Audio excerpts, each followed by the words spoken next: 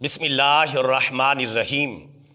مریض کی عیادت کرنے کی فضیلت اور مریض سے دعا کروانے کی فضیلت کا بیان۔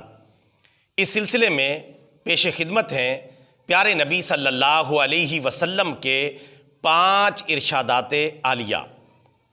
نمبر 1، پیارے رسول اللہ صلی اللہ علیہ وسلم نے ارشاد فرمایا، جب کوئی مسلمان اپنے مسلمان بھائی کی صبح کے وقت عیادت کرتا ہے تو 70,000 فرشتے شام تک اس کے لیے دعائے مغفرت و رحمت کرتے رہتے ہیں، اور جب کوئی مسلمان شام کے وقت کسی مسلمان مریض بھائی کی عیادت کرتا ہے تو 70,000 فرشتے صبح تک اس کے لیے دعائے مغفرت و رحمت کرتے رہتے ہیں۔ اور آخر میں آقا علیہ الصلوۃ والسلام نے ارشاد فرمایا، اس مریض کی عیادت کرنے والے مسلمان کے لیے جنت میں ایک باغ تیار کر دیا جاتا ہے۔ بحوالہ مشکوٰۃ المصابیح، حدیث شریف نمبر 1550۔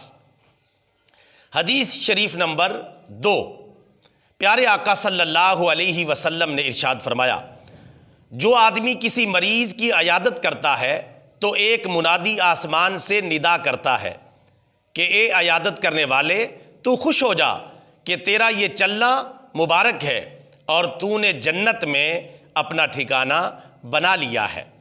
بحوالہ ابن ماجہ، حدیث شریف نمبر 1443۔ حدیث شریف نمبر 3، پیارے رسول اللہ صلی اللہ علیہ وسلم نے ارشاد فرمایا، جس نے اچھے طریقے سے وضو کیا اور ثواب کی امید پر اپنے کسی مسلمان مریض بھائی کی عیادت کی تو اسے جہنم سے 70 سال کے فاصلے تک دور کر دیا جائے گا۔ ابو داؤد، حدیث شریف نمبر 3097۔ اب آخر میں 2 احادیث مبارکہ مریض سے دعا کروانے کی فضیلت کے بیان پر مشتمل ہیں۔ پیارے نبی صلی اللہ علیہ وسلم نے ارشاد فرمایا، حدیث شریف نمبر 4، مریض جب تک تندرست نہ ہو جائے اس کی کوئی دعا رد نہیں ہوتی، لہٰذا ہمیں چاہیے کہ مریض سے اپنے لیے دعا کروایا کریں۔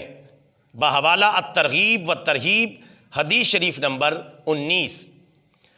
حدیث شریف نمبر 5، پیارے نبی صلی اللہ علیہ وسلم نے ارشاد فرمایا، جب تم کسی مریض کے پاس جاؤ تو اس سے اپنے لیے دعا کی درخواست کرو، کیونکہ اس کی دعا فرشتوں کی دعا کی طرح ہوتی ہے۔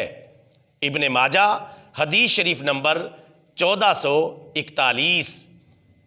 اب آخر میں اللہ تعالیٰ سے دعا ہے، اللہ تعالیٰ سنت کے مطابق ہمیں اپنے مریض بھائیوں کی عیادت کرنے کی توفیق عطا فرمائے اور سنت کے مطابق ان سے اپنے لیے دعا کی درخواست کرنے کی توفیق عطا فرمائے، آمین ثم آمین۔ ویڈیو کو لائک کر لیں اور شیئر کر لیں اور ہمارا چینل سبسکرائب کر لیں تاکہ یوٹیوب کی راہداریوں میں آپ اور ہم کہیں بچھڑ نہ جائیں۔